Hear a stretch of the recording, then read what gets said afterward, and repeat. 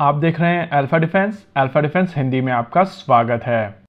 आज के इस वीडियो में हम लोग बात करेंगे डीआरडीओ द्वारा टेस्ट की गई एक anti tank guided missile system के बारे में। अभी आप अपनी स्क्रीन के ऊपर जो टेस्ट देख रहे हैं वो डीआरडीओ की man portable anti tank guided missile system का टेस्ट है।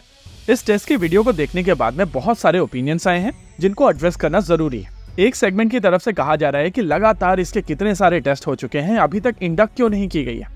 दूसरा सेट बोल रहा है कि इसकी रेंज इतनी कम क्यों है। इस तरीके के सभी क्वेश्चंस को इस वीडियो के दौरान हम लोग एड्रेस करने की कोशिश करेंगे। साथ ही इस टेस्ट के वीडियो में बहुत सारी हिडन डिटेल्स हैं, उनको भी समझने की कोशिश करेंगे। डीआरडीओ की तरफ से man portable anti tank guided missile system को साल 2015 में बनाना शुरू किया गया था और साल 2018 में ये टेस्टिंग के लिए तैयार थी।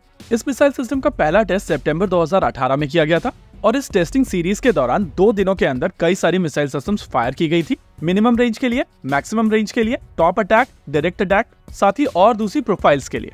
इन सीरीज टेस्ट के दौरान जो डेटा कलेक्ट किया गया था उसके बेसिस पर मिसाइल सिस्टम को फर्दर ऑप्टिमाइज किया गया और साल 2019 में इसकी दोबारा टेस्टिंग की गई।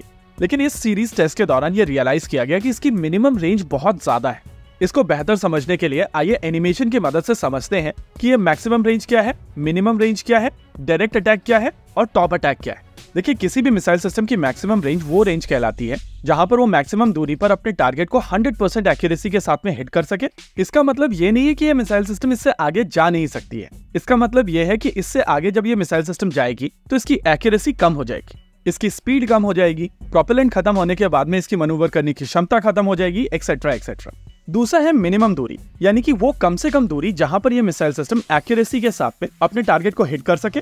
वैसे ये सुनने में बड़ा इजी लगता है। आप किसी को भी कहेंगे कि लॉन्चर के सामने मुंह लगा लो, आपको 0 मीटर की दूरी पर मारकर हम दिखा सकते हैं। लेकिन यहाँ पर कॉम्प्लेक्सिटी ये है कि कम से कम दूरी पर सीकर को एक्टिवेट करना, एक्चुएशन सिस्टम्स को बहुत जल्दी मनूवर करना और ओवरऑल पूरे सिस्टम का रिएक्शन टाइम कम किया जाना, ये सारे फैक्टर्स यहाँ पर काम आते हैं। यानी कि 2000 मीटर पर इंटरसेप्शन आसान है, लेकिन केवल 200 मीटर पर इंटरसेप्शन कठिन है। लेकिन कॉम्प्लेक्सिटीज यहाँ पर ही खत्म नहीं होती हैं।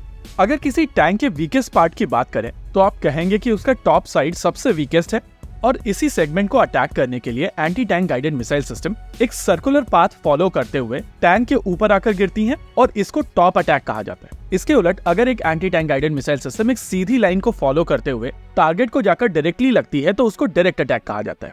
अब ये मिनिमम रेंज वाली कॉम्प्लेक्सिटी को डायरेक्ट अटैक में नहीं, टॉप अटैक में इमेजिन कीजिए। यानी कि वो कम से कम दूरी जहां पर टॉप अटैक में 100% एक्यूरेसी के साथ में ये मिसाइल सिस्टम अपने टारगेट को हिट कर सके, वो टॉप अटैक में मिनिमम रेंज है। इस रेंज को अचीव करना बहुत कॉम्प्लेक्स है और आमतौर पर लगभग सभी मिसाइल सिस्टम लगभग 400 मीटर की दूरी पर ऐसा करने में सक्षम होती हैं।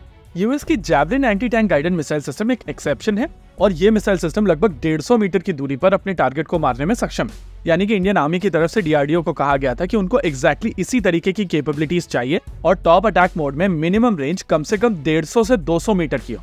आज के इस टेस्ट के दौरान डीआरडीओ की तरफ से एग्जैक्टली यही चीज डेमोस्ट्रेट की गई है और इस डेमोस्ट्रेशन के बाद कहा जा सकता है कि डीआरडीओ की ये man portable anti tank guided missile system 200 से लेकर 4000 किलोमीटर की दूरी तक अपने टारगेट को मारने में सक्षम है। इसके अलावा इस वीडियो में आप देख सकते हैं कि यहाँ पर एक नए लॉन्चर का प्रयोग किया गया है और ये लॉन्चर एक मैन पोर्टेबल लॉन्चर है। हालांकि ईज ऑफ टेस्टिंग के लिए यहाँ पर ट्राइपॉड का प्रयोग किया गया है, लेकिन आपको यहाँ पर बहुत ज्यादा वायर्स नहीं दिखाई देंगे जो इनिशियल टेस्ट के दौरान दिखाई दे रहे थे। ये चीज इंडिकेट करता है कि ये टेस्ट फाइनल कॉन्फ़िगरेशन में किया गया है और एक्चुअल प्रोडक्ट कुछ ऐसा ही दिखाई देगा।